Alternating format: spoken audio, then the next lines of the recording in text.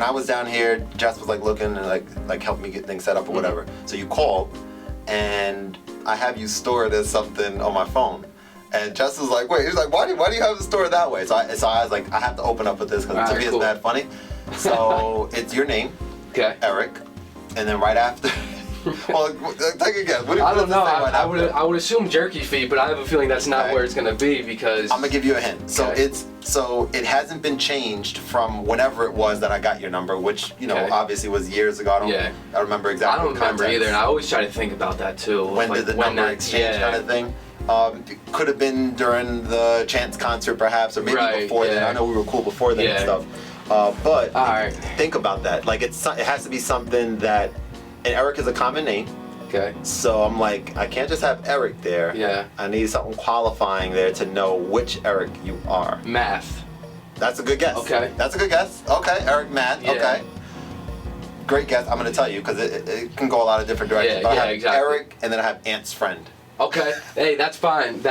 I respect it. That's how the first couple months or weeks of a friendship, you got to associate with something. You have to, yeah. And then it just gets normal, and then that's what you remember it as. You're like, I'm not going to change it now. I can't. That's awesome. It has to stay that. It has to stay that. Yeah, I have people that I'm friends with, and it's and I met them through work too, so it's their name and work. Yeah, yeah. Or the company. Name of the job. And it just hasn't changed. I'm like, well, we're good friends now, but it's just that's what I know you as. Yeah, so. it's too much work to move it. I would love to do it, but I have to go. That's funny. Ant's friend. Settings. Yeah, cool. Literally said that. Ant's a cool guy, so I'll take it. Ant's the man, Ant's the man. So you were studying Ant's episode. You were getting prepared. You were like studying. You had your notebook. You were like, all right, so I gotta make sure that I do this. How did that go? It was good. That was a good episode too. I like the taking questions out of the hat. I mean, you guys have years of friendship to talk about. So sure. It was cool. Kind of get some backstories about some things, and it was a good episode. And I know both parties in that episode too, so that was the cool part. That makes a big difference. And I got to share this with you too. So I've shared the story of the conversation that you and I had on the phone a while ago when you shared with me, your passions and things like that. I've shared that story with just a lot of people because that really resonated with me. Like I've told so many people. Either explicitly about that story or about how important it is to have a passion, have something that you are waking up every morning thinking about, that you are excited to kind of work towards and stuff. And so like when you were, sharing that with me, I don't think I've ever, I guess, had that perspective until that moment. When you were telling it to me, I was like, oh, well, I could relate to what you were sharing with me about, your passion about being. There were two things you talked about. Obviously, stand-up comedy. Mm-hmm. You were also talking about like DJing at the time. Yeah, it's like music in general, and like doing something more than just listening to music. And that's interesting too. Cause I know that you mentioned like, and I always find this funny too because certain things stick out. But you mentioned about maybe like at some time like trying to get into producing or experimenting a little bit? Yeah, so what happened was I gave a presentation to some work colleagues. It was we can present on anything we wanted, so I presented on a brief history of hip hop. And at the end, someone asked me, have you ever thought about working in music of some sort? And it kind of hit me. I was like, yeah, like if I could go back and try to learn in, like 5th grade technology class, explore programs even more and learn how to do stuff like that, that would have been awesome. And then it kind of hit me, I'm like, well, I could do it now too. Like it doesn't, time went by, but I could still do it now. So I went out and got a little turntable and kind of just let me learn how to, almost as a hobby, just take songs and make them blend and put a party playlist together and stuff and anything like that. And then if that can turn into learning how to make a beat and stuff like that, that'd be awesome too. But it hit me too. I was like, oh yeah, like I have thought about it a few times, and nothing should stop me from trying to explore that now. If it's a hobby, if it's something that turns into a job, like whatever it is, just kind of go for it.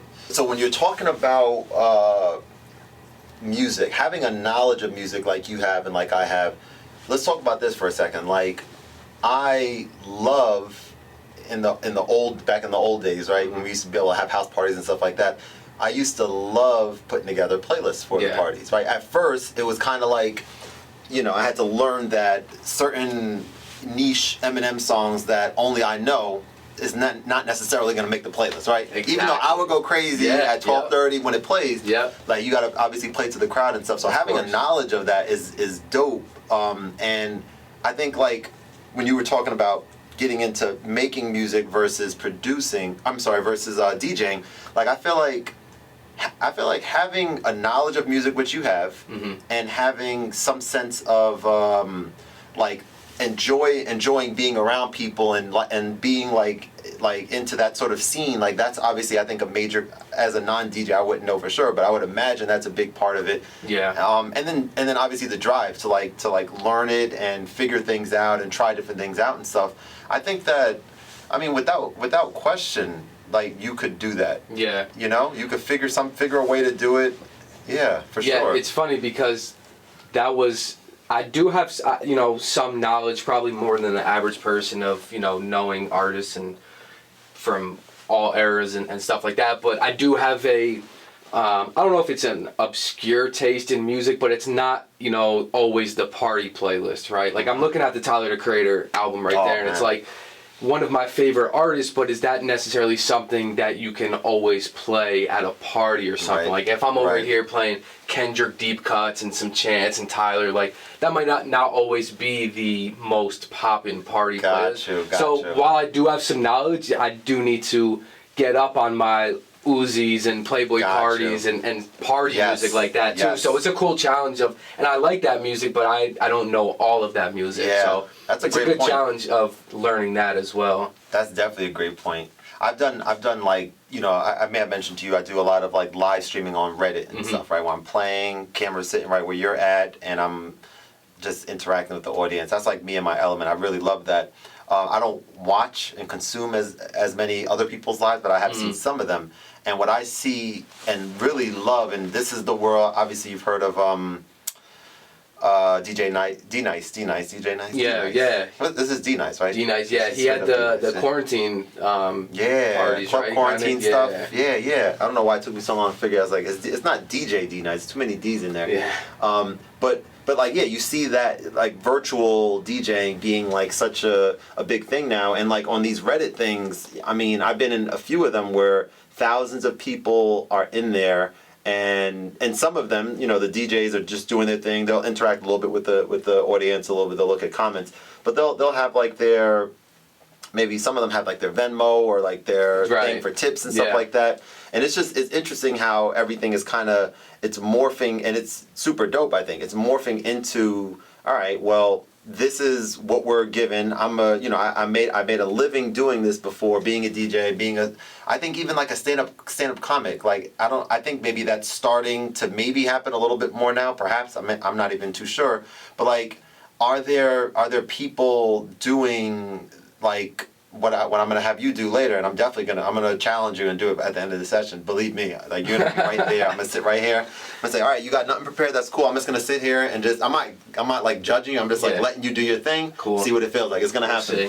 But I really think about that, like, thinking outside of the box on, both of us are, I'll speak for myself, great with like technology and learning stuff. I'm pretty sure you're in the same boat. You understand how to do certain things. Right. So it's kind of like, what can we do to think outside the box to like, in the comedy realm, for example? Right. I'm just thinking, if you have jokes, if you have like jokes, if you like, you have things that you think are really funny. I think you said you wrote stuff down and stuff in the past. Or they don't even have to be amazing, but if you have that and you're like, you know what? I'm going to challenge you again here. You know what? I'm putting myself out there, and every week, whether it's you starting a YouTube channel or you starting, to be honest, you have Instagram already, right on that IGTV series, boom. Every week I'm putting out a 3 to 5 minute set. Yeah. And boom, this is what I'm doing. Some people are going to be like, what the hell is this guy doing? Some people are going to be like, yo, you know what? I remember him talking about wanting to do it. That's dope that he's doing that. Yeah. I need to do better with my time, That's the crazy part, is that a lot of things of what you just said. That's, in music, comedy, or anything else, there's so many different avenues you can take, right? So you can be just a stand-up and tell stories and tell jokes, or you can do prank videos. I mean, I'm 25 and I still think prank videos are pretty funny. Like So good. I'll participate in them. I'll watch them. I just think they're funny. Like it's cool messing with people sometimes. Yeah. You could write sketches and not even have other people perform them. Same with music. You could DJ, produce. You could be the artist. So there's so many different avenues that you can do. Yeah. And then to your second part, I agree. And that's the scary part of trying something new is that. Because you want it to be well received because you're so passionate about it, right? Yeah. You want other people to like it just as much as you do, and the reality is that's just not going to happen. Yep. And I think the scary part is, okay, well, if that's not going to happen, what is going to happen? Are people just going to brush it off? Are people going to, hate on you and say, like, why is he doing this? Or you will have the people of saying, like, hey, that's not the best work, but I do remember him talking about it. That's cool that he's at least doing it. Mm-hmm. So it's kind of just of putting yourself out there to receive reactions of all kinds and seeing what sticks and what doesn't. And that's the step I need to get to is figure out what should I do, what can I do, what will be the best use of my time and talent, and try to put material out there, whatever that looks like. Yeah, man, that's exactly right. The three different reactions or things that people will say, that you're definitely going to get that. And what I find interesting about that is, like, companies and people pay a lot of money to get opinions from people because people's opinions, do surveys and things like that. They really do matter. So to me, it's kind of like the opinion, and I had to learn this with my music. I really, really did. I had to learn that music is, for sure, music is very similar to comedy in the sense of if I make something that I think is amazing, that person may not think it's amazing because maybe that's not their style of music. Same thing with comedy. Right. I love The Office. I can understand someone saying, I really can't understand someone saying, I don't like the show. It doesn't compute with me. Yeah, it doesn't. But I think that, there's definitely different forms of comedy. And it's natural to expect that there's going to be different, I guess, opinions of it. But to me, that as long as the opinions are coming from an earnest thing and not someone's like, oh, this was dope, but I'm gonna say something, a little offhand or whatever. Exactly, and I'm very, I don't take compliments well. I never have. I've always been like, I get awkward if someone tries to compliment me because I'm just. I don't necessarily see what they see sometimes, and I'm just like, are you saying that? Like, if my mom compliments me, I'm like, yeah, you're my mom. Like, I appreciate that, but you kind of have to. So I think that's a good challenge of myself is like putting myself out there to complete strangers who have no regard for my feelings and don't know who I am and will give me the honest opinion versus, someone who is a good friend of mine who just might not want to hurt my feelings and, tell it to me how it is. But it's weird. Compliments are cool, they boost your self-esteem and give you confidence, but sometimes I don't know how to handle them. I'm just like, I don't know, like, that's cool that you think it's good, but I think I could have done better or something. Yeah. But I think that's the beautiful part about, like, strangers, like how you go on Reddit and stuff, and, strangers critiquing your work is because sometimes they'll be harsh, but if they say they like it, it's probably because they really like it, not because they know you. That's exactly right. That's the cool part. It's so valuable. And as you're sharing that with me, I'm thinking about, like, I have a coaching sort of agreement with a mentor of mine who used to work at Verizon when I was working there. And he retired, but he's now pursuing his coaching certification. And to get that, he needs to have a certain number of hours of coaching. And so every Wednesday we meet virtually, right there, 45 minutes, Wednesday afternoon. And what I think about when he's chatting with me is, like, two things. One is how it's something I look forward to, and it's something that's so helpful to be able to have a sounding board of someone who is... He doesn't know about a YouTube channel. He doesn't know about the music I produce, any of that type of stuff. Right. But he's able to listen to what it is that I'm saying, what I'm trying to articulate, what my goals are, things like that, and be able to help me out with it in a way where he's not telling me explicitly what to do, which he talks about the difference between a coach is like trying to listen and have you arrive to the answer or to the solution versus a mentor. He was saying a lot of the time, they may just help you by telling you, oh, this is what you should do, what I would do if I were in your shoes or something like that. So I say all that to say, like, hearing what you're sharing, hearing what you're sharing. Hearing what you're sharing with me, it's kind of like very interesting because I have like a vested interest in seeing you either do what I mentioned because I know that it will work. It will work in the sense of you're gonna feel great about doing it and starting it, but not even specifically putting it out there on Instagram, but which that's one that could be good or maybe not good depending on how you look at it, the people that follow you, all that stuff. But in a place where like Reddit, like again, I talk about it so much only because there's nothing that I found, there's nothing else like that where you're able to say to yourself, all right, I have an idea, I want to get practice or experience doing this. In my case, what was this? It's playing the piano in front of people, right? And if I go on Instagram Live, people might hop in and show love for a couple minutes. They'll see the name pop up and they leave. Okay, cool, no problem. That's all good. But the thing is like, why would I expect any one of my friends or family to join for longer than they want to if they're not that interested in listening to piano music? Yeah. Right? There's a lot of people in the world that love listening to piano, listening to someone, seeing someone's face as they're playing. As I've learned, there's a group of people who love that. Right. And then, there's people that are friends and family that may hop in, may show you support or whatever. But if they're not into it, I can't, I'm not going to unless if I like hit them up like, yo, I'm doing something special, like I would love for you, then that's a different story. So I say all that to say, like, scratch the YouTube thing for now, actually, or the Instagram TV thing series. Like, if you were to do that on Reddit and just literally have what kind of phone do you have? You have an iPhone? iPhone, yeah. Great camera, set that thing right there. You got like people they'll be like, what the hell is this guy doing? Like, I'm trying to think. I haven't seen anyone do anything like that before. Where it's like most of the time, if they have something called the U Show on there. The U just turns like a whole Reddit and the whole Reddit thing. Right? Sponsored by Reddit. Yeah, they better pay me. Right. But it's called the U Show. There's like 12 different ones. There's animals on Reddit where people just have like their cat and they like recording them. And I'll hop into some. I'm like, I love cats, so I like to see. I'm like, oh, this is cool, And it's a live video versus recorded. That's like the big difference. There's that. Obviously, there's Reddit sessions with musicians and stuff. A whole bunch of other ones. One is called the U Show, where there's one called Read With Me, where people just are reading a book, and if they have a nice voice or something, people love doing that. It's very weird and interesting. But the U Show is where you would go, or you would go to Reddit sessions, because you're performing something of sorts, but you would go to probably the U Show, and you'd have your camera there, a nice backdrop, or it doesn't really matter, and you're just having your camera up, and you're just talking. And you would have the camera facing you if you want, so you can interact with the people a little bit. That would probably be actually really good. So you can they could say something and then you could talk about that. You'll have something to talk about, something to go off of.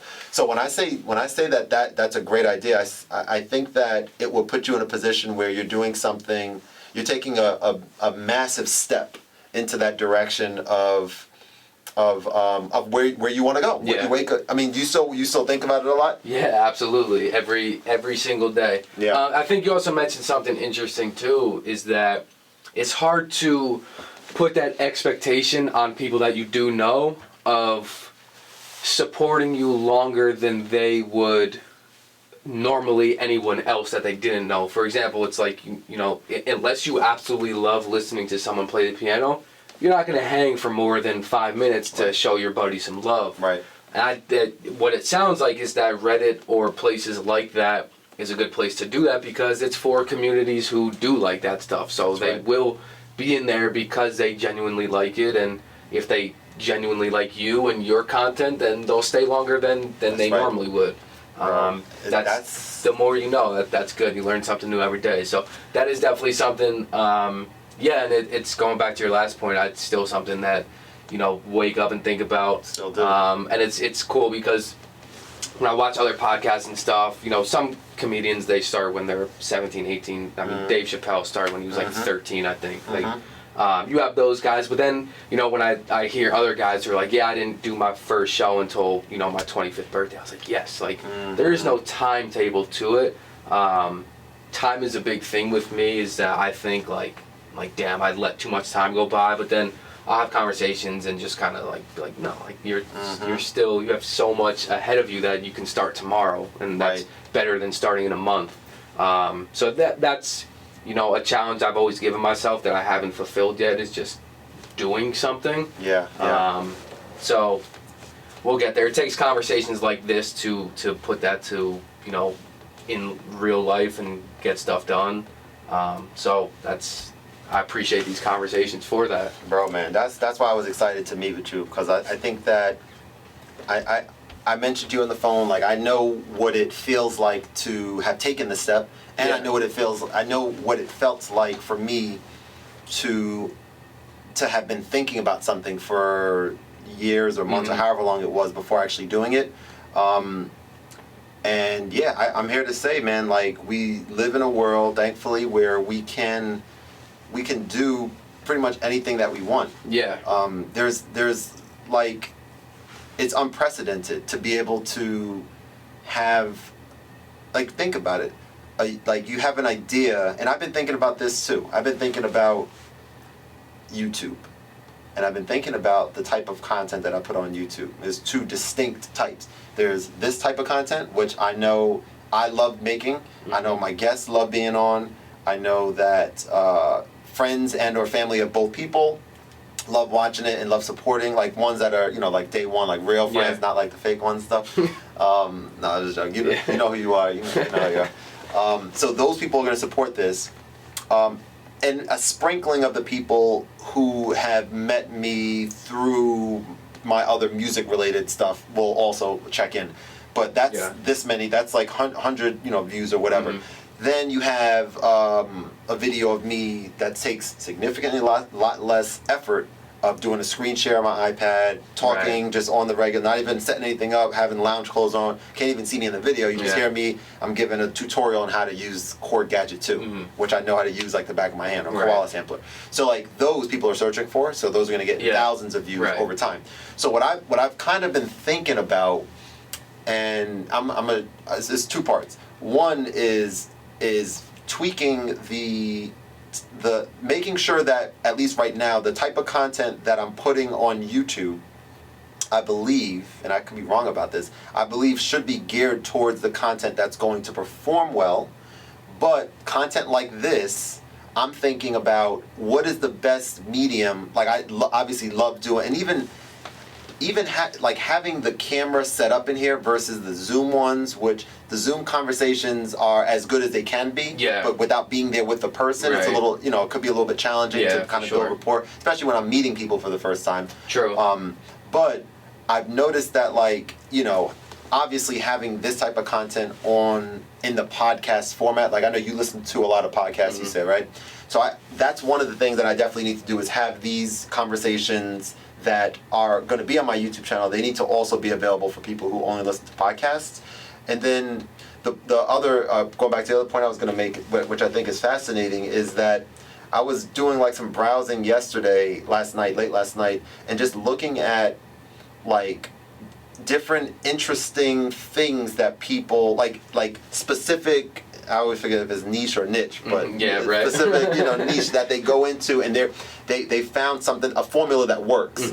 And like, I'll give you an example. One of them, there's talking about music. I'll tell you, I guess most of them have to do with music, actually, because that relates to me. But this guy, amazing piano player, and he does videos where if there's like a funny or viral video of a celebrity saying something or doing something. I think there was one with Cardi B where she was, I forget what she was talking about, but she was saying something. She has those inflections in her voice and everything. So he's like, he has a video of her playing, and he plays like a beautiful chord progression that sounds like what she's saying. And I'm like, that is super dope to me. I love that, you know? That's one of those things where there's so many different avenues that you can go. Like, that guy might not be able to make a normal song. Like, I'm sure he can, right? It's all kind of connected, but it's just like that he's able to, or actually, let me rephrase that. The people who can make a normal song probably can't do that, though. But he's, you know, there's so many different ways that it's like the comedy guy who does the puppets. It's like, it's kind of, you know, out there and stuff, but it's just, that's his niche, and that's his, like, thing that he can do to the best of his ability. So I think that's the best part, is just kind of being able to find what is your best. And you mentioned that too, is that, like, you know a certain video will get this many views and then a video like this won't get as much. Yeah. Were you like disappointed when you saw that? Like, did you compare the two, or did you know that there was a distinct separation? Because like I'm trying to put myself in those shoes of like, if I saw one video get, you know, 100, you know, a few hundred views, and then another video gets a few thousand, I'd be like, damn, like I want this one to get that many views. So were you kind of disappointed when you saw that, or it sounds like you have an understanding now that you know why? Yeah. I'm just curious as to kind of your thoughts on when you saw that for the first time. Yeah. I mean, I didn't, I guess, realize it right up front, because I think the first, I know for a fact, like the first several videos that I did were all, actually not even with guests. They were just me talking for like the first 10 episodes. Then I slowly started introducing guests. Then I slowly started introducing music content. And what I noticed pretty quickly was, one of them is performing a lot better.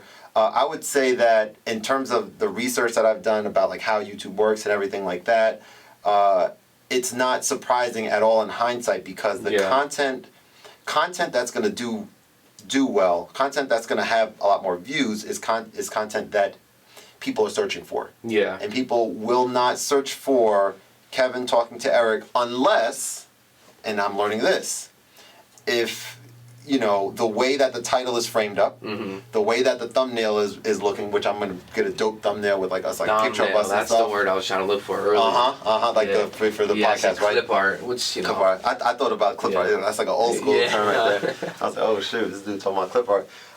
But no, I realized that was the case, and even with like, you know, popular people, when they're just having a conversation, which for them is more therapeutic and more enjoyable, they're gonna have less views unless if you're someone like Joe Rogan. Right, yeah.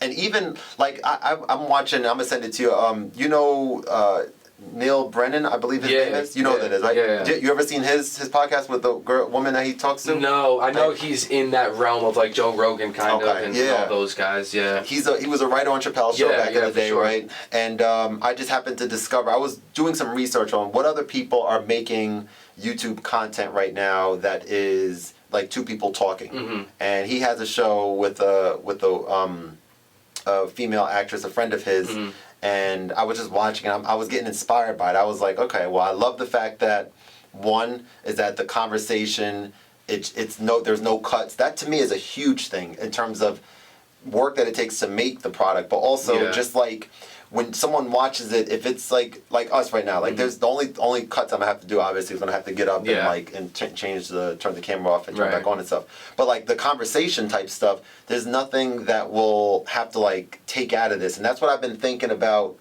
like what is gonna make the best product for the people that are, you know, that are ultimately watching it. Yeah, so that's cool. So you have a nice actionable item, something that I would love to see you do, and obviously help you and support you, like, and give you some tips and stuff like that to do. One of the other things that I thought was fascinating too is, and this is maybe a little preemptive for you in terms of where you're at in your journey, but it's definitely relevant for me where I am, you know, with my content creation and stuff, is there's several people that were on YouTube who became very, very successful. One guy in particular had about 350,000 subscribers on his channel, and just he's kind of like, he can be sitting right here, he can be chatting with us, real down-to-earth guy from, you know, the way it seems and everything. His channel is Michael New, I believe his channel name is, and he majored in music theory. And I've discovered his channel because he had really clear and informative like 10-minute videos on things related to chord progressions and how to form chords, all this kind of stuff. And I watched some of his stuff a while ago, and he was extremely successful. And I wasn't like I was subscribed to it, but I wasn't like watching every single one of his videos. I would like research when I needed to learn something, and I would find his stuff, right?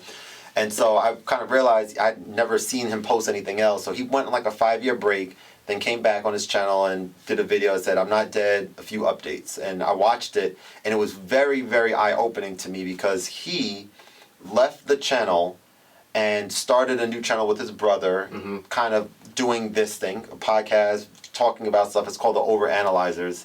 And the first episode I was watching, and it was interesting hearing the perspective of someone who you know, he had these goals and visions for his channel. It was wildly successful by all senses of the word.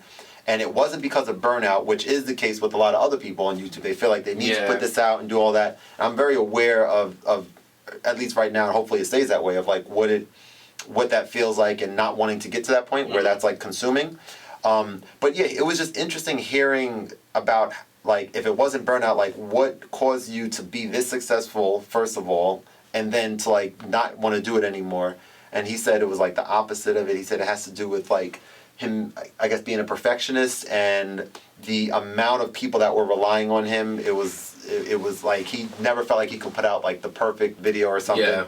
And now his main passion is other things besides just music theory. And I kind of got that a little bit. It kind of spoke to me. It was like an interesting conversation between two brothers, like they're white guys, but they are literally brothers, like not brothers, you know.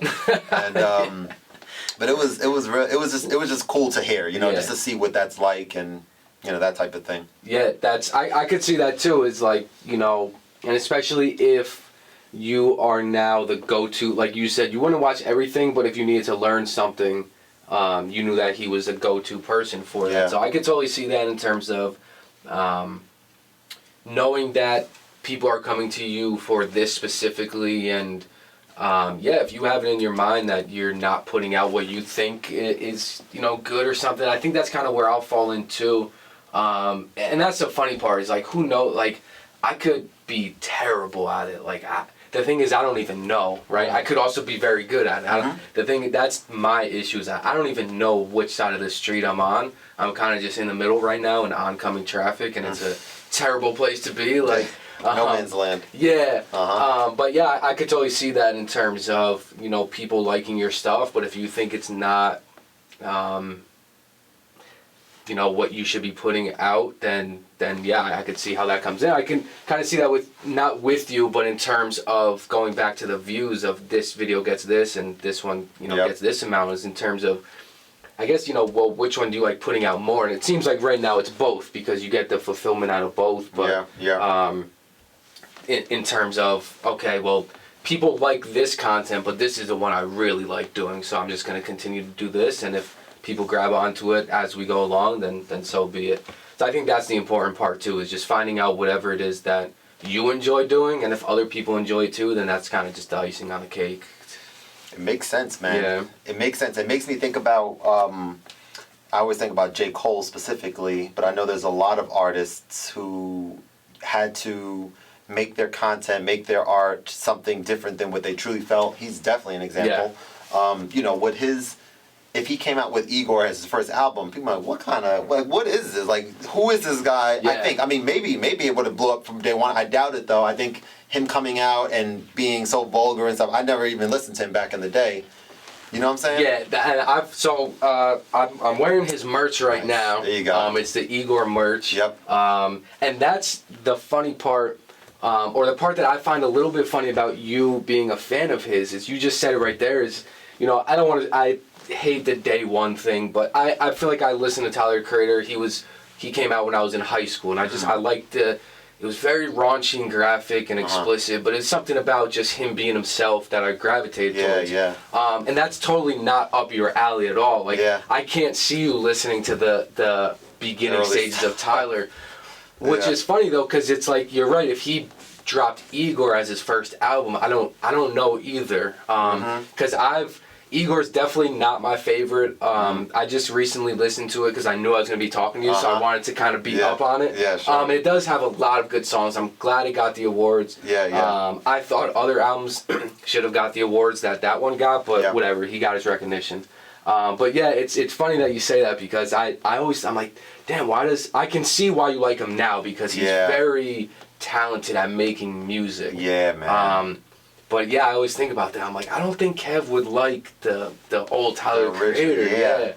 I never even really went back and listened to a lot of his old stuff. Listening to this album in the same sort of mindset of where I'm at with me producing music and me making music that I just feel, and I'm not even like I have never made anything up to this point hopefully, and maybe this year will be, there might be an opportunity like this to do it, but everything that I've made is just me just sitting there and just experimenting, right? It's not like, oh, ESPN, you know, has this and they need a jingle for this or whatever. That's a thing. And I had a conversation with someone, that episode will be out eventually, probably before this one comes out, maybe. I don't know the timing and stuff. But I had to talk with someone who's wildly successful in that place of like getting placements with your music and video games. Well, not so much games with him, like commercials and TV shows and stuff like that. And what was the point I was trying to make? So the whole concept of why that album spoke to me is two reasons. One is because it sounded so different, and I love different sounding music, and I love making different sounding music that still sounds good. Not like so different where it's like, okay, I don't know what this is. Like something that's still got a beat to it, but it has some crazy sounds, it has some nice, like that's my thing, chord progressions, all that kind of stuff. And now, as I'm learning more and more how to get for piano players, right? You've seen not lead sheets. You've seen sheet music before with like the ledger lines and all that. Right. That's like normal classical music. You sit there, you learn the notes and all that kind of thing, right? For me, I'm still kind of slowly getting better at that. It takes a little while for me. But I'm getting better at that. But this other avenue I'm having so much fun now doing, which is something called lead sheets, which I think are used more often with guitarists. But it's basically a sheet of paper with the lyrics for the song, and above the lyrics, above certain lyrics where the chords are changing, is just the name of a chord. So it may say something like, I'm gonna show you. It may say something like you know, F sharp major over. Actually, I'm gonna do one of the songs from his thing. So his song that I'm working on now is.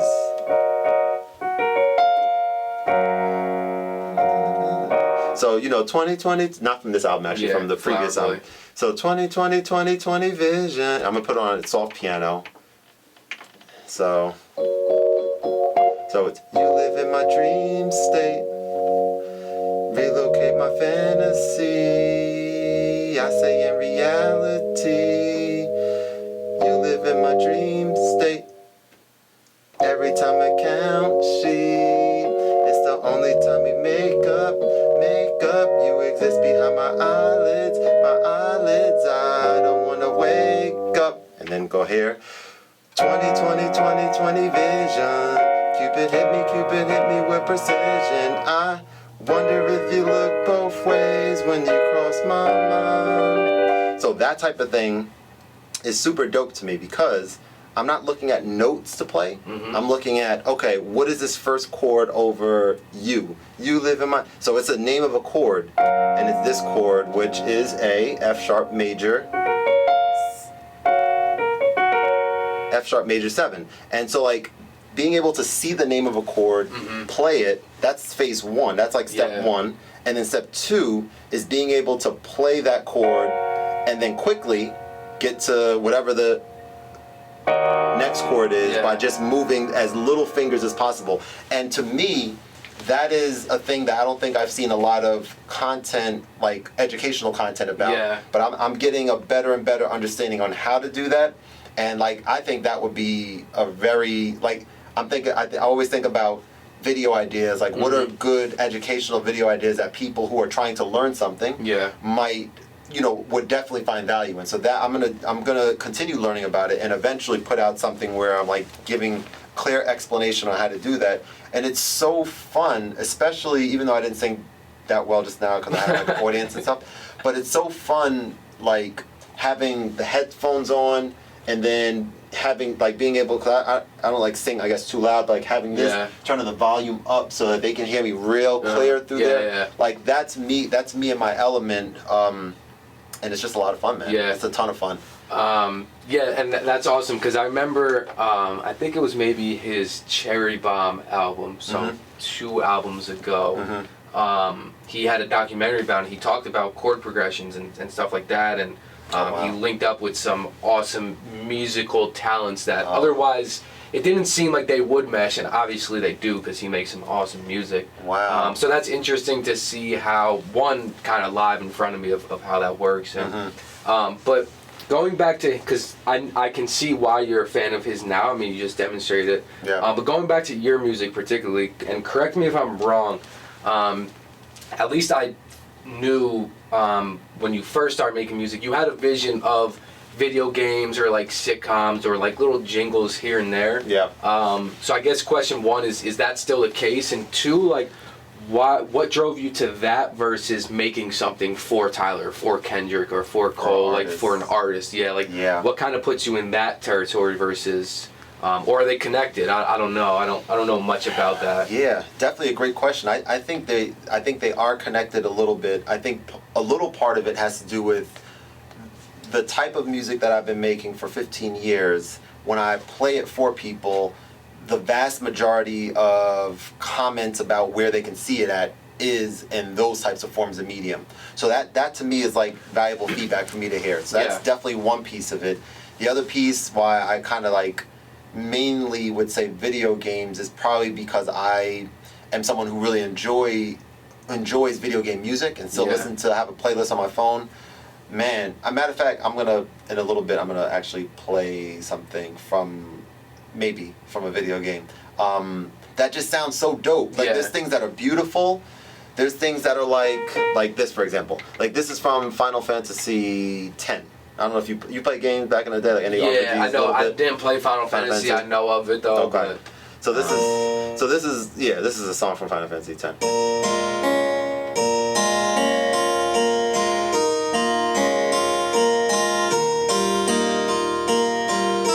I'm gonna mess up because it's like, you know, that kind of thing. Good. But that's a song that like I think is just such a beautiful piece. Yeah.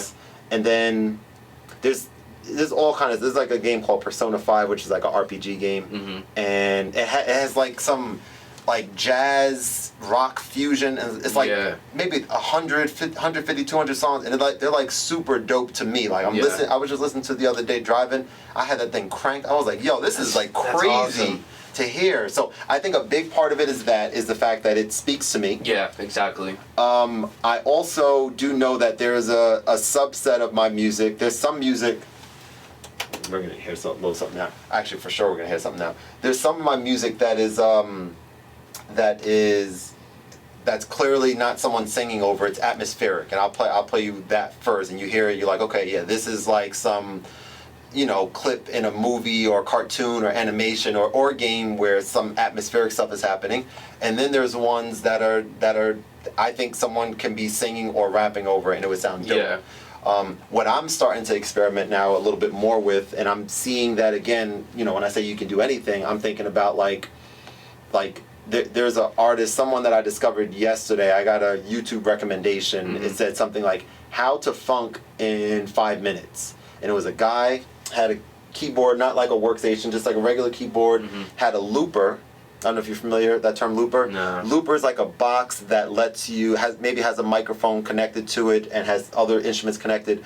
And, you know, you could like have a beat going here, you hit this, and then the drum beat's gonna loop. Okay. Then you have like a shaker, shake, then you hit it, and that part's gonna loop. Nice. So he had that, and he was just going in, and he's like moving his body and just going crazy, and it's sounding so dope. And I'm like, who is this guy? So he has like, I don't know how many people subscribe, but he had a huge following. Yeah. I was like, let me look this guy up on Instagram. So I checked his Instagram, and what was fascinating to me is like, there was a couple things. I'll share this with. All right, so one of the things was like he had several sets like that, but on quite a few of them he was using his voice to either. But he wasn't like a great singer or anything, or like just a great rapper. A sound. To say or try to sing something that just worked with his composition. Yeah. And I think about him too, because you got to figure when you're.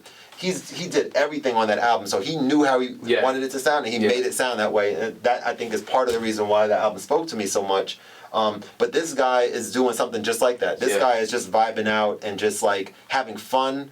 There was, and it was, I'll send it to you because I was just having a good time looking at. I was like, this is mad funny, and this is mad dope. This sounds dope. I was like, yo, this guy is on it. What's his name? I don't remember. Do you know, I am following him now. I have to look at my history, but yeah. Do you know this dude? I think his name, I want to say Reggie Watts. Reggie Watts. That name doesn't ring a bell. He's something similar to what I'm explaining? Yeah, and okay. but he's like a comedian type thing who, he talks like gibberish almost. Like, he'll just have conversations. I think he's on like Late Night with James Corden or something. Okay, he okay. was. Bigger dude, like afro beard and stuff. And he does that. He'll start making noises and stuff and just make songs, and it makes no sense, but it's just this beautiful. I'll have to send that to you Please as well, because yeah, it's kind of the same thing. And I thought that's who you were talking about. Okay. But he'll use his voice, and it's just all these different sounds that just go together. And I guess he's got one of those boxes because he'll make the sound and then he won't make the sound, but it'll keep going, if that makes sense. Yeah, that's exactly right. And it's cool. It's awesome. But he puts like a comedy aspect to it where he'll just talk like gibberish, and the sentence is all words, but it makes no sense. Please do send it. He's pretty funny. I'm very curious about that, man. When you're talking about making music and making it you, like that, the guy I just mentioned really spoke to me. With who you're mentioning, I'm sure it'll resonate with me as well, because now we're talking, like I'm starting, something kind of clicked yesterday when I was watching that stuff, which is that instead of only expecting my music to be placed in other mediums and having it rapped over or sung over by someone else, I think there's a lot more that I can do on the creative side. Not necessarily, I'm not gonna like learn how to animate and make something like that. That's not in my wheelhouse right now to like do. But I'm learning how to work my camera. I do have the ability to like do a skit where I'm sitting here, and then there's other people that do this, of course, right now too. But they're always funny, and I can't get enough of them. They're short skits. A guy, on the piano, and then I'm playing this part, and I take my shirt off, have a different shirt or whatever, and I'm also playing another part, kind of thing. That stuff is this guy Daniel Thrasher is his name. That's the guy I mentioned off camera when we were chatting, who blew up. But he literally blew up. He actually blew up literally. He blew up. It's like, damn, prank on. Right. Hey, if you're gonna do it, go all the way, I guess. Exactly. Right? Just go for it. Go for the goal. But let me play you something. Yeah, go for it. So I got stuff on here that I think just sounds dope. I'm trying to see. Let's start with like this is the atmospheric thing I was just talking about. This one here is the atmospheric. It's gonna take actually a little while to build up. So I'm actually not gonna play it that way. I'm just gonna play the whole thing with everything, I think.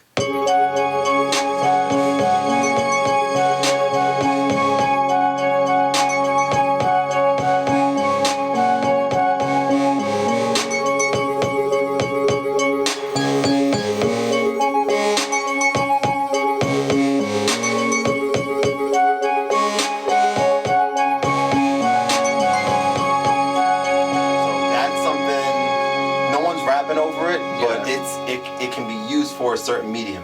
This one here, I just have names. I don't know. This one's called Clouds. Why? I don't know. But it's just called Clouds. So check this out, and I want your opinion on this. I'm gonna let this rock through. So what I've been doing is trying to turn my beats into a more full composition. Yeah. So this is gonna sound. It's gonna morph into something different in a little bit. And certain instruments are going to come in and come out and stuff, and I'm interested in getting your opinion on it. First of all, Clouds is a great name for it. It is dope. I don't know why. I don't know why I came up with that.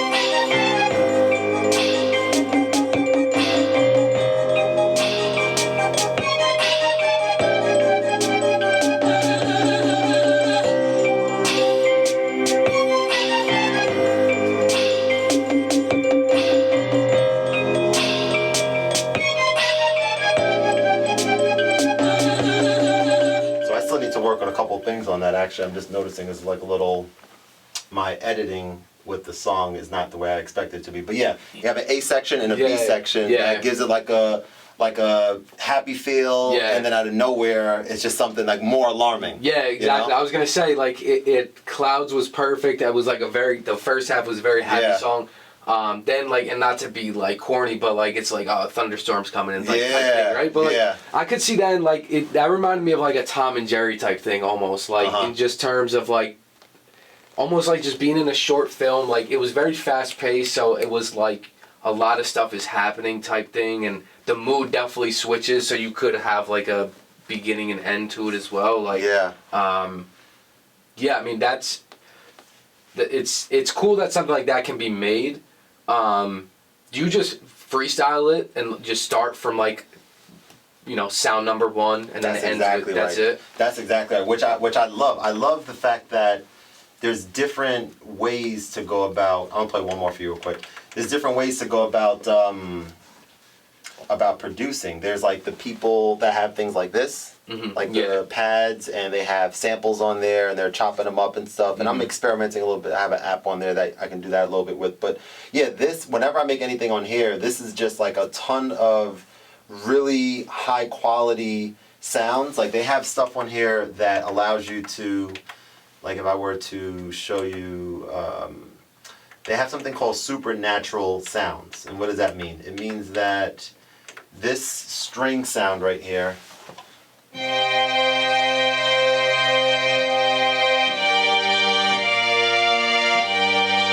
strings, you can do things to them, and it's to the ear, it's supposed to be like the exact same as if you were listening to actual string, as opposed to it being a sampled string sound. Not to get too technical, but what I mean specifically is you can do different variations. Like this same instrument with different variations. Here's regular, as you were just hearing. Then here's what's called staccato. So you know that's just a quick hit, right? Then you have pizzicato. Then you have tremolo, which I love.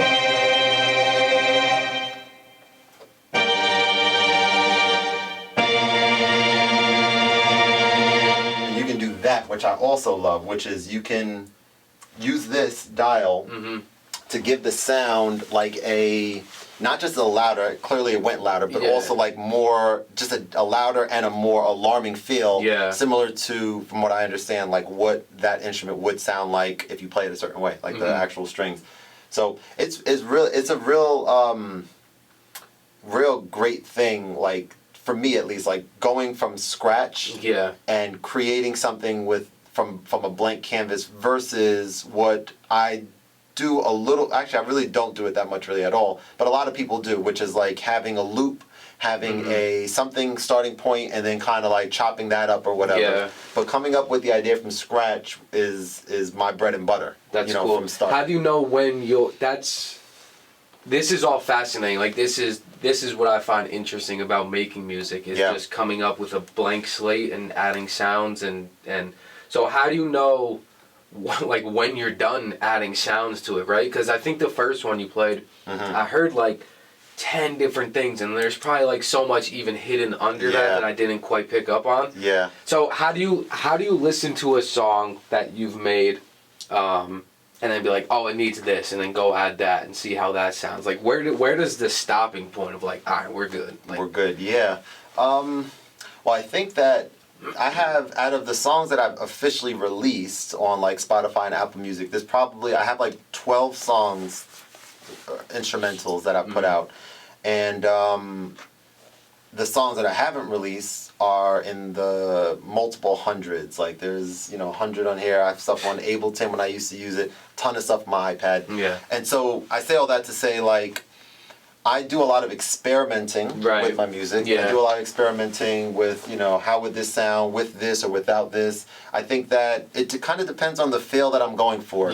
There's some times where I like that sound, that this first song that I played, there is a lot going on in that song versus something like this where there's not a lot going on with it, but to me it sounds dope. So check this out. This is only three instruments in this one, right?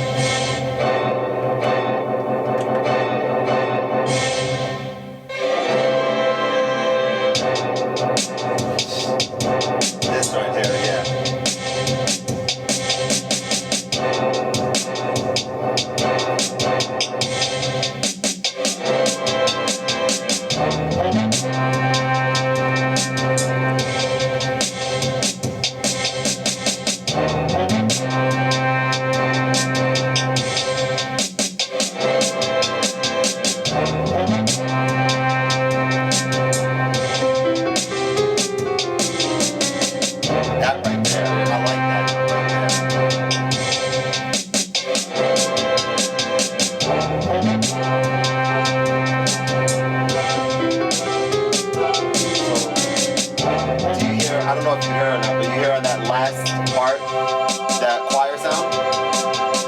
the sound that was just going on just now, like that to me was something that wasn't in the original part, but it gives it like that.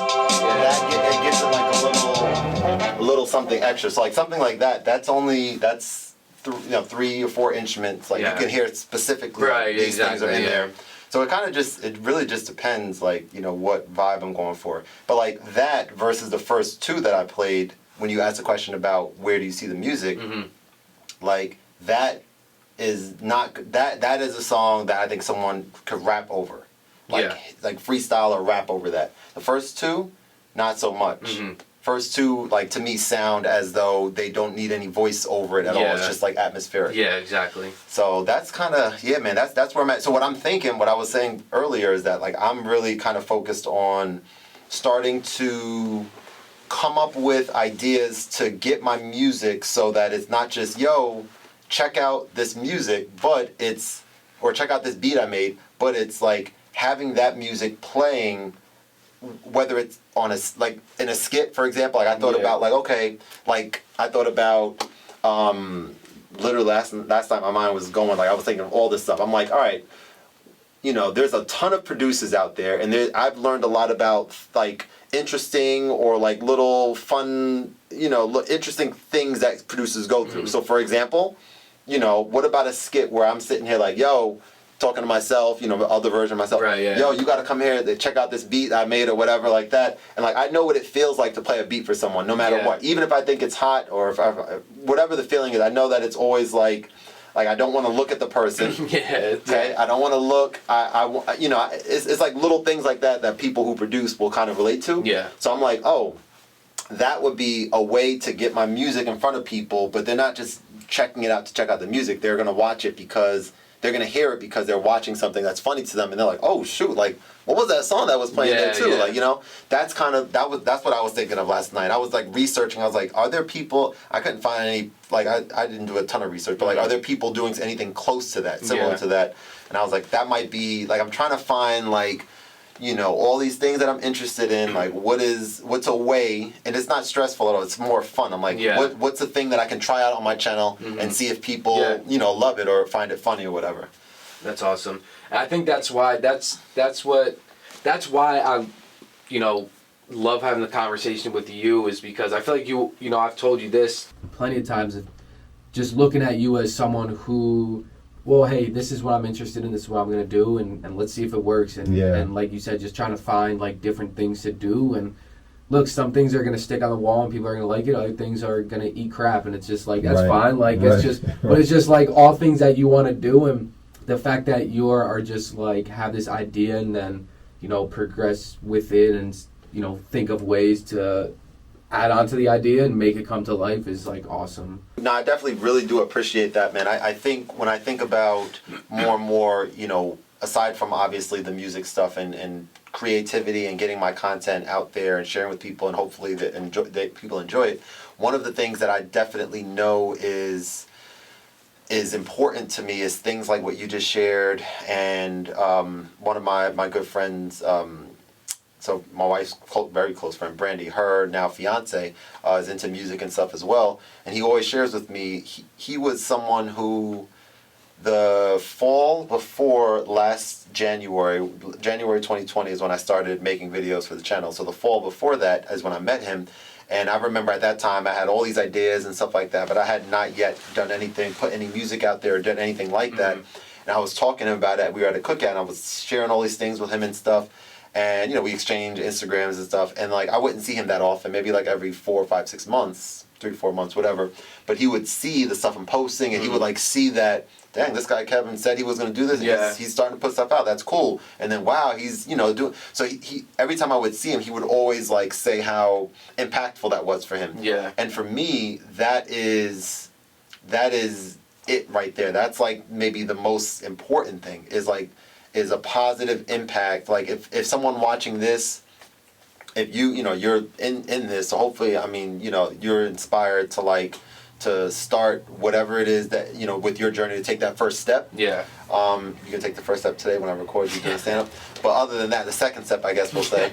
But yeah, other people watching it, just to feel inspired and just know that like you said, it doesn't need to work, and it probably won't work the first time you do it, and that's okay. Like, go back and look at people's original content, whatever, in whatever form, whatever thing that you're looking at. Even you know, stand up comedy. Like, you know, even Chappelle's old stuff was amazing too. He was like a legend, you know. He's an alien. I feel like he's for sure, man. He's not human. That guy, not normal. How big he is. Anything that he does, man. Yeah, bro. He's the best. Even those block parties and stuff that he was doing, that would be dope to have been at one of those, man. Yeah. You would have liked to be there, I'm sure. Yeah, dude, Dave Chappelle, man, not to go on like a tangent, but that's one guy I would love to be in a room with for like 30 minutes and just chop it up with him, and like just, that guy, he's, no matter, I feel like whatever he puts his fingerprint on, it's just amazing. I'm right there with you, man. He's been doing it for a while. Shout out to Dave Chappelle. Man, he is amazing. He is, without a doubt, he's the first person, like, if I had a chance to have lunch with somebody, it's him. I'm having him somewhere in here. It might be right there. I'm just trying to think about, like, the aesthetic. Like, obviously, this is, like, the music, chill section. Yeah, exactly, right. This, when I'm doing my video podcast, this is the background, and when I'm teaching and stuff. Yeah, exactly. So I don't know the motivation. I'll have to see, but he's going to be somewhere for sure in here. Like, that's... Yeah, it's amazing. Yeah, how good he is, man. Did you watch his what's it called, Unforgiven, the little clip? Yeah, dude. That was something else, wasn't it? He's got this way where he can just take, it's almost not even comedy at this point. No, it is, but it's just like, it's almost like a TED Talk. Like, he's just he's just talking, and everything that he's saying, like, I don't even know how to describe it. Like, the way he can take something serious. I mean, that's a pretty serious matter of everything that's, if you're not familiar with everything that goes on with him and the Chappelle Show and Comedy Central, like, it's a pretty serious matter. And but just how he's able to articulate it and not finally, but, you know, give his side of the story, but just also be so precise, and everything that he says is like, you feel it. And it also does have a little bit of the comedy aspect. It's funny, some of the things that he says, but it definitely leaves you walking away thinking about what he just said. And I think other comedy stand-ups is sometimes it's just a comedy aspect, and it doesn't necessarily change your outlook on anything. You know, it's just you go there for a laugh, and that's fine. But I think Dave Chappelle is at a point where he's like, when he speaks, you listen. I look for anytime something comes out of his, and I like how they're like 15, 20 minutes long, just on his Instagram or YouTube or something. It's awesome. That was a good one. I love the way you describe that too, because it very much it transcends just comedy, which for someone, you know, Kevin Hart, or I mean, who else is, like, Cat Williams, like any of these guys, like, they're amazing at what they, you know, did. Chris Rock, like, standing there, and Chris Rock is, I mean, he is not even close, like, in terms of Chappelle. Like, Chris Rock may not really have, like, that sort of conscious stuff. Not really, right? A little bit, I guess, sometimes. But, he's still more kind of just, like, telling funny stories and stuff. Jokes. And I guess within those jokes and stories are some, you know, pieces you could take. I feel like he's kind of just the guy that's just like, oh, this is Chris Rock, he's hilarious. And with Chappelle, it's just like, oh, this guy's, like, he's speaking, like, he's just saying something. He talked about there was a lot of things. I mean, there was the thing about the card game thing, and it was like rigged. And he saw something was going on, right? And he's like, don't you ever take money out of, like, you know, my children's plate or whatever, or food off my children's plate. Like, those types of things, you know, and how he related that to, that's a different mind. That's like a philosopher kind of thing, where, okay, that thought is in your mind of, wow, this happened to me, and this relates to something else that happened to me. Like, that's fascinating in itself. The Comedy Store, it's in Los Angeles. I don't know, but I'm not in the comedy scene, but from everyone speaking, it's like the Madison Square Garden of comedy clubs. Okay. It's not necessarily a theater or anything, or obviously not an arena. But I was out there, and I just needed to see it. I was like, this is awesome, and it's such a legendary place. It's kind of the wallpaper on the outside is signatures of everyone that dope. You know, was there, and obviously some historic names. But my only regret, so I went out during the pandemic still. That was over the summer you went? Yeah, it was in September. I went out there, and I visited my buddy out in San Diego. But every time, I just love LA. There's something special about LA. Obviously, it's LA. Yep. But I need to, every time I go out to California, I need to go to LA. So it's about like an hour and a half trip. Not too far. My only regret though is, so I went specifically to see that, but also Roscoe's Chicken and Waffles. And if you've never been to LA and has had Roscoe's Chicken and Waffles, it's one of the things where the food and quality and everything lives up to the hype. It does. It's hyped up, and it's worth all the hype, if not more. Wow. Okay. So I always need to get that. So I had in my mind that that's what I was going to eat. So I go to the Comedy Store and I see that they're open like for food and stuff. But I kind of skipped out on that because I needed to go to Roscoe's. So I didn't actually go in the Comedy Store, and I still kind of think about that. I'm like, damn, I saw the outside. I should have went in and got chicken fingers or something. Yeah. But that'll be for next time. So. Wait, so the Comedy Store, you went during the daytime when there's no shows going on. Yeah. But people could just go in and eat. It's like a restaurant. I guess, it's like a restaurant, like a club, bars. You can hang out. Yeah, exactly. Okay. I'm not too sure if it was just takeout or anything. Okay. I don't really, I forget what their, rules and regulations were. Yeah. But I should have gone in. The Roscoe's was hitting though. Oh yeah, every time I go out there. Man, you're making me like really want. I haven't had that before. The only I visited. I went to Cali twice, I believe. Once or twice. My sister lives in California. Oh, okay. And one of the time, I think it was just once we went there. Actually, no, it was twice. I went to San Diego for a bachelor party, actually, too, the years later. San Diego's awesome, too. San Diego was so nice, man. Such a good time out there. But trying In-N-Out, that was my first trying that. I would say that didn't live up to the hype. I don't think so either. It was good. I enjoyed it, but it wasn't anything. I don't even remember what it tastes like. Like, compared to. I also had, and I tell this. I know, from going out there and then just from meeting people throughout life. A lot of people from the West Coast, and I had a different. I thought. In-N-Out was like a smash burger or shake, not even Shake Shack, a smash burger where you could customize it, or like a 25 burgers type place where you could like add like bacon and a fried egg or whatever you wanted to add to it. Yeah. So I was caught off guard when it was just like, hey, do you want a double cheeseburger or a cheeseburger? Like, that's it. Wait, so I thought there was like a certain way you could order stuff? You could get like the animal style, which is like just a little like, not exclusive, but a little customization. But not a whole bunch of different things like there's not endless toppings. So immediately I was thrown off. I think the burger is good, but it wasn't... and I do get it every single time I go out there. Sure, just because you have to, but... that's like people in, like, out there that, or even down south, too, that come up here, or come over here to, like, this area. White Castle. Exactly, right. Here, right. like, I guess there aren't any in Cali, I don't think, right? Or very few, or I want to say, I feel like I saw them out, but there's, like, a certain point where it stops. They don't have them, I think then it's, like, Crystals is, like, the White Castle version. See, I haven't even heard of that. There's a Crystals burger? I think it's called Crystals, Don't fact check me on that. Nice. Or do to make sure that I am. Will. Let us know. Look, let us know in the comments below. Exactly. But I think it's like a place that has like mini burgers. It has like onions on and stuff. Okay. So I'm. It's cool how there's completely off topic, but just how each region has like different things that you don't get unless you go down there. Even something like bagels, we're used to those here. Those aren't a thing in other places. I didn't realize that. That's my goal, is to at some point relocate out to California. Okay. Nice.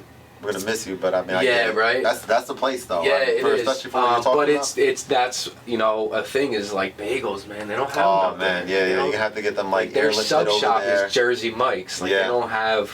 Regular. At least from what I've seen, I've never stumbled across like a deli. Like, California Pizza Kitchen. My sister tells me about that. The first time I went there is like, "Oh, you want pizza?" I'm like, "Yeah, for sure." Like, "All right, Domino's or Pizza Hut." Like, it's like, well, I'll have some pizza. I'm not that excited. about it, exactly. So it's funny, but California's awesome, and going back, wrapping it all up, the comedy scene out there is cool too. I haven't been to a show, but all those guys are that are out there are cool. Definitely, they're awesome. Man, that's definitely cool, man. Yeah, I would definitely go out there again. I think that when I talked to you on the phone, when you told me about, I don't know, I think you had come back from there, or maybe you were still out there. You were still out there, I think, when I talked to you on the phone, one of the times at least. Yeah. I think you were telling me you were either on the way there to the Comedy Store, or you had just went or something. Yeah. And I was really happy to hear that. I didn't know much. I've heard of it. I didn't know much about it, but I do think that, seeing it is a big, clearly, a big deal to be able to kind of go there and visit and just say you've been there, get a feel for it, and then, make an affirmation that, hey, look, you know what? I'm going to be performing in there one day. Yeah. And work towards, towards that. It's funny because it is, and hopefully in 10, 12, 15 years I could watch this episode and be like, oh yeah, I did perform there. That would be sick. But it kind of is equivalent to saying like, yeah, I'm going to sell out Madison Square Garden. Like, I'm going to do that. It's, that's a huge deal. It is a big deal. That's a huge deal to play there. And that's huge. Yeah, like obviously, you have Kevin Hart who's in arenas and stadiums now, but in terms of like the comedy club scene, if you can play, do a set at the Comedy Store and then come back and they like you and keep coming back, then that's like the stress factor too. That's my goal. That's like not that that's not realistic, but I feel like that's, shooting for the stars. I haven't even started yet. But you would like to play at Stress Factor eventually? Yeah, just because it's like a home, it's a hometown thing. Like I had when you talk about dreams and, it's, I don't know, it might sound corny, but, people do have dreams and stuff. And that's one thing where like I've seen it before. I'm like, damn, like a homecoming show type thing. Like that would be sick to do. So if I can get to that point, that would be sick. Yeah, that's I would definitely be there. I mean, they're gonna be like, hey, just so you know, there's a 2-drink minimum. Like, I know, I've been here 8 times already. I know I'm with the guy. I'm with Eric. He's Ant's friend. Right, Ant's friend. I got to write my phone here. Yeah, it's just one of my contacts. Eric, Ant's friend. Yeah, that's exactly it. But yeah, it's funny because we had a conversation. One of the last conversations was kind of a challenge of. I want you to come up with like explicit next steps. Yes, we did talk about that. Yeah, so one of those, and it's funny because after watching comedy podcasts that I do watch, they tell their stories and talk about other people and X, Y, and Z. So I think the explicit next step is obviously material, but how much material? It looks like 5 minutes is the place to start. Get yourself a solid 5 minutes. Okay. And once things kind of open up, have the courage and go to a place and try to tell that 5 minutes and make a couple people laugh and then I've heard the next goal after that is after people laugh at that 5 minutes, don't ever do that 5 minutes again and come up with a new you don't start until you fail type thing. Wow. Okay. So that's kind of currently of what the. It's funny because 5 minutes doesn't sound like a lot until you think you have 5 minutes and then you tell it and try to go through it and it's 2 minutes. 2 minutes. Okay, I need time to rock 3 minutes of fillers okay. And to make it funny. So sure. It's that's kind of step one right there of coming up with 5 minutes to try to be able to tell and hopefully a few people laugh at it or whatever. Man. I love the idea, and I think that, we were talking about Chappelle earlier, and I remember one of our earlier conversations, we were talking about why do you think that comedy is such a, like stand-up comedy specifically, as opposed to writing or something like that, is such a thing in your mind that you feel destined to do, and I think you and I both kind of came to this sort of realization immediately that like being on stage and telling jokes and seeing people laugh, it's an act of service for them. You're doing something you love, but you're also like allowing them to relieve stress. Yeah. You're allowing them to relieve stress, and that's such a big deal. I don't know if all comedians kind of look at it that way or not, but I'm thinking about you know, we talked about the stage presence thing and having people on you. So it's kind of like, all right, they're focused on you, for better or for worse. You're either going to do amazing and love it, or you're going to bomb, whatever. But they're focused on you, and now you have the ability to like do something that's memorable.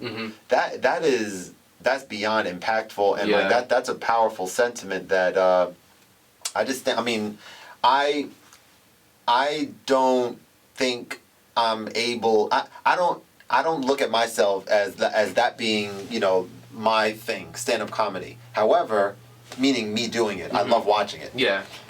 But what I do know about me is, like, when I was telling you about, you know, having that tripod set up over here and doing some test runs to see, all right, what's a different way for me to do this shoot for me and my episodes? Like, maybe I'll stand up, maybe I'll pace a little bit, something different than what's on YouTube, because that's how I feel comfortable on stage when I was doing like my workshops and stuff. Yeah. So that's what I'm kind of thinking. You know, I'm like, oh, well, let me do something that I'm more comfortable with, and something where I have like a little more stage present. And everything doesn't need to be, you know, the sitting down, talking right to the cameras. That's cool. You see a lot of that. And so you could do that same thing, bro. I'm telling you right now, I don't know if you've researched and seen whether people are doing anything like that, but I think you can do that, man. Weekly sets, like every week I'm posting some kind of, man. Yeah. I'll manage you, man. I'll do the intro music. I'll help you get started, man. We collaborate on some stuff. I think that's the crazy part of, or the part that scares me the most is the stage presence and being the center of attention. Because I mean, I said earlier, I don't do well with compliments. I don't know how to receive them, or like I get awkward and stuff. You know, they're awesome and stuff, but so kind of being that center of attention freaks me out. But what gives me confidence and to know that I can do it is, and I hardly talk about myself and, you know, or gas myself up as people say, but so that scares me. But I think if you put me, you know, if I'm at a party, right? I mean, you've had parties and I've been here, and I think you wrote your number on a napkin and gave it to me. I did, yeah. That was cool. I did, nice. Yeah. It didn't work out. Good time. But I think, you know, when I talk and meet people, by the end of the night, I probably have made everyone laugh that I've talked to by either something I've said or something I've done. Okay. You know, I'm not the funniest. There's people way funnier than me, but there's also people way less funny than me. So I have the confidence that I can make people laugh.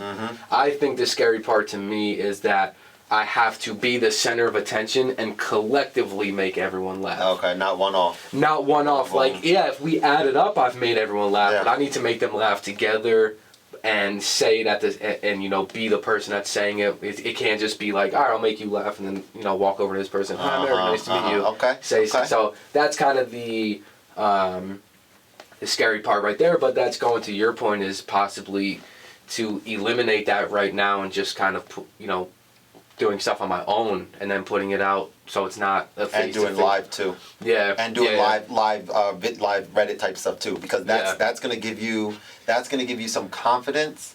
Like we said before, I used to not be able to play the piano in front of anyone. And I'm so curious to see how is it going to be, you know, when things get better and I do, you know, invest in a more portable keyboard and I go like do a gig or something. Right. I will be doing that. I'm curious to see how will I, you know, fare in that setting. But I'm not nervous at all playing for thousands of people on Reddit when thousands of people do show up. I get excited. I'm like, oh shoot! I'm like, oh, all right, we got thousands. Let me go ahead and do some Dr. Dre music, do whatever. So I'm thinking like that will all but eliminate any doubt in your mind, because now you know that there are people that like your content. Yeah, you know it, and I think that's powerful. Yeah. That's powerful for your confidence. Exactly. You know, and a good place to start, too. And kind of just muscle memory also of just, like, just saying it, like, putting stuff out there. Yep. And, it's obviously going to be a whole lot different if you do go to do that in a live setting and there's people there. Yeah. But, you know, after doing it and you have confidence and Yeah. It'll be fun to even, if you do fail the first time, it'll be fun to talk about it I know, afterwards. that's the thing, yeah. And like you just reflect, you go home, have a drink, you be like, damn, like what happened? And you're like, all right, let me, I'm gonna do better next time. You'll challenge yourself. And it's going on video now, so it's gotta happen. But it will happen. Like I am gonna put that on video. I will. It could, be this year. It could be in 10 years. I don't necessarily know what it will take for me to have the courage to do that, because it is a little bit of a courage thing. But yeah, I can't wait to do that and to fail, but to be able to look back and be like, damn, like I talked about doing that, and I failed and it went bad, but I'm gonna do it again. It was fun. Like it wasn't as, and that's the thing. It's not gonna be as bad as it's in my head, right? Like that's the craziest part. That's a very powerful sentiment. Yeah. So hopefully sooner rather than later. It's been my New Year's resolution for about 5 years now. All right. But we'll get there eventually. So we'll see. Slow and steady, man. Yeah, exactly. So we're gonna wrap with that. I just want to say, take a moment to just say I appreciate you, coming out.